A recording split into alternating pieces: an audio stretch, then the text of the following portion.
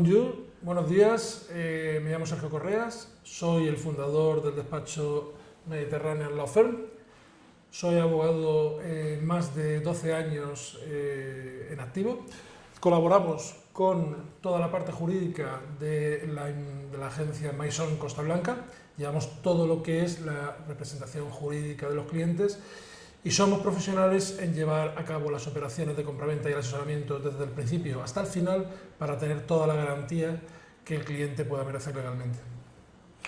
Voilà, donc Sergio Correas Ferrer, c'est mon patron et donc il est avocat, c'est lui le fondateur donc, de Mediterranean Law Firm qui est donc l'étude d'avocat dans laquelle je travaille en tant qu'assistante juridique. Donc Sergio Correas est avocat depuis très longtemps maintenant et il s'occupe en fait avec Costa Blanca, c'est maison Costa Blanca principalement, donc de la gestion juridique, administrative et fiscale de l'ensemble des dossiers qui arrivent chez nous et donc on est en étroite collaboration avec eux.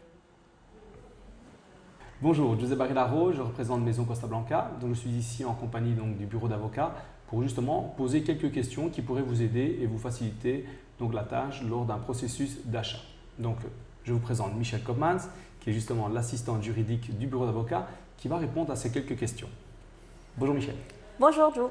Voilà, donc première question que tout le monde se pose, quel est le rôle du bureau d'avocat donc, dans un processus d'achat ? Alors, le rôle du bureau d'avocat dans un processus d'achat en Espagne est très important parce que contrairement à la Belgique où le notaire fait remplit un rôle beaucoup plus important, en Espagne, c'est le bureau d'avocat qui va remplir ce rôle-là.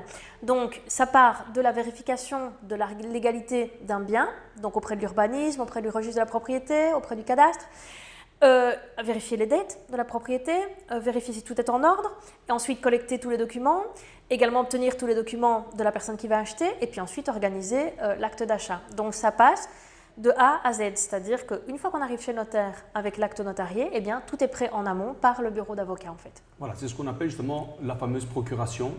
Donc quand le client arrive ici en Espagne, on visite, on trouve son bien, et puis à partir de ce moment-là, on vient signer ce qu'on appelle une procuration qui vous donne le pouvoir de pouvoir les représenter, mais pas uniquement que ça. Tout à fait, exactement. Donc la procuration, ça permet de représenter les clients. C'est plus simple parce que du coup, les clients viennent et puis après n'ont plus à se préoccuper de rien du tout et on peut tout faire pour eux. Mais effectivement, au sein du bureau d'avocat, on ne fait pas que ça. Donc on ne fait pas que des achats et des ventes.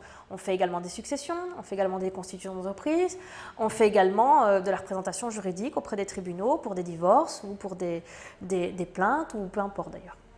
Voilà, très bien. Alors, question aussi assez fréquente, donc par rapport au prix d'achat, donc ça revient souvent, quels sont les montants? Donc en Belgique, on sait qu'on a des frais de notaire. Ici, nous avons également des frais supplémentaires. Donc, peux-tu nous en dire un petit peu plus? Exactement. Alors là, ça va être différent, un bien neuf et un bien de seconde main. Donc, c'est-à-dire qu'un bien neuf, il va y avoir une TVA, il va y avoir un impôt supplémentaire de 1,5%. Donc, quand il s'agit d'un bien de seconde main, il y a juste un impôt de transmission de 10%. Ensuite, il y a des frais de notaire qui sont identiques, que ce soit un bien neuf ou un bien de seconde main. Il y aura également des frais de registre, donc l'enregistrement au registre de la propriété. Et il y aura des frais de gestion, bien sûr, au niveau du bureau d'avocat. Donc, gestion administrative, juridique et fiscale, qui est généralement un forfait donc de l'étude d'avocat.